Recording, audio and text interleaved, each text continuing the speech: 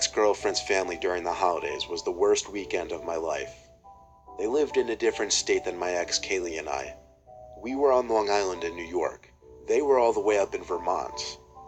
Our relationship was still kind of new, but she seemed to think it was serious enough for her parents to invite the two of us up there for Christmas. Kaylee had a really small family, so apparently it would be just the two of us, her brother, and her parents.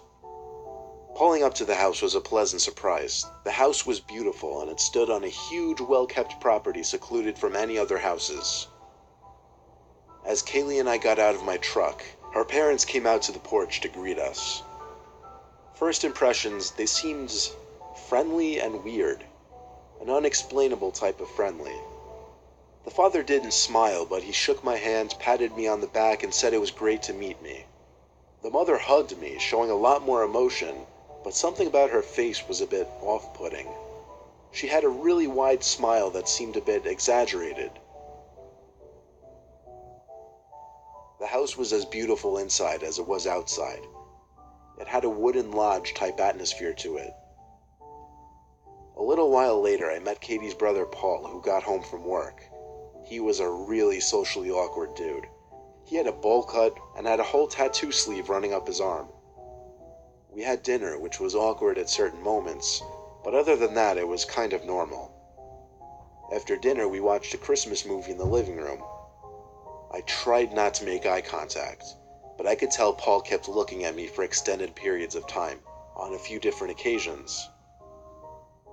At one point, I finally looked back at him, and we locked eyes for like 3 seconds before he turned back to the TV.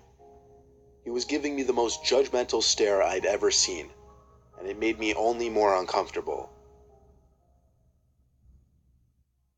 At the end of the night, Kaylee and I were in the guest room, which had an attached bathroom. Kaylee was in the bathroom. She left her phone on the nightstand. I saw she got a text from her mom, and for some reason, feeling a bit snoopy, I got up to read it. It was not at all what I was expecting, and it changed the whole night completely. Briefly on the screen, it said, "Text from Mom. Do you think he suspects anything yet?"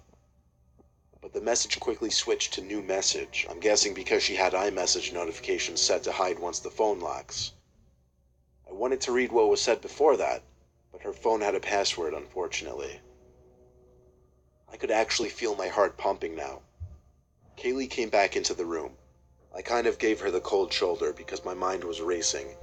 She seemed to notice. She was texting on her phone for a bit before turning out the lamp and going to sleep.